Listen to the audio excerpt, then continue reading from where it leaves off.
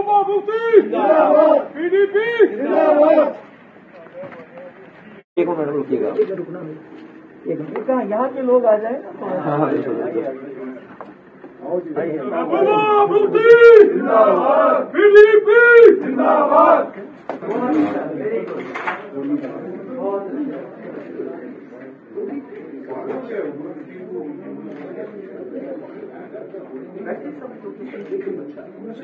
इसलिए मैं आपसे बात करना आपको जगाने के लिए आई हूँ।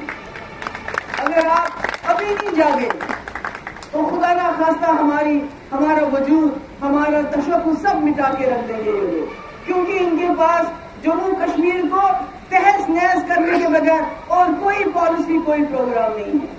अभी हाल ही में हमारे माइनॉरिटीज के लोग मारे गए, जिसमें हमारी एक सरदार बच्ची थी, कश्मीरी पंडित थे। इनको बताया गया था, इनको इंफॉर्मेशन दी गई थी कि हमला होने वाला है माइनॉरिटीज पे, मगर ये हाथ पे हाथ धरे बैठे रहे, कुछ भी नहीं किया। क्या करते रहे? दिल्ली से मिनिस्टरों को बुलाते रहे, उनके आगे पीछे घूमते रहे, सिक्योरिटी लेके उनको घोड़ों पे चढ़ाते रहे, उनको पहलगाम लेते रहे, उनको अलग अलग जगह घुमाते रहे, जब तक यहाँ से मिलिटेंटों ने हमला किया। इनको लोगों की फिक्र नहीं है। कश्मीरी पंडितों को बोलते थे हम आपके हमदर्द हैं, ये किसी के हमदर्द नहीं है। इनको सिर्फ वोट चाहिए, और अगर वोट लेने के लिए इनको हिंदू, मुसलमान, सिख, ईसाई किसी को भी आपस में लड़ाना पड़े, ये लड़ाते रहेंगे।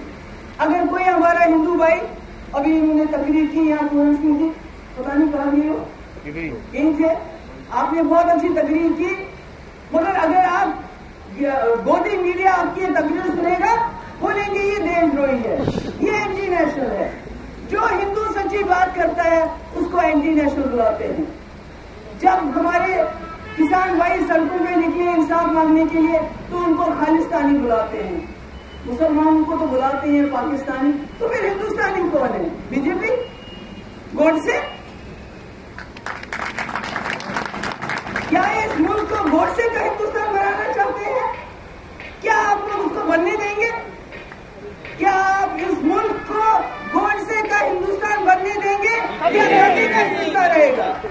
इसलिए मेरी आप सबसे गुजारिश है, आप दूर दराज इलाकों से आए होंगे, कि मेरी आवाज में तब तक दम नहीं है जब तक हम लोग ऐसे इकट्ठे नहीं हो जाएंगे।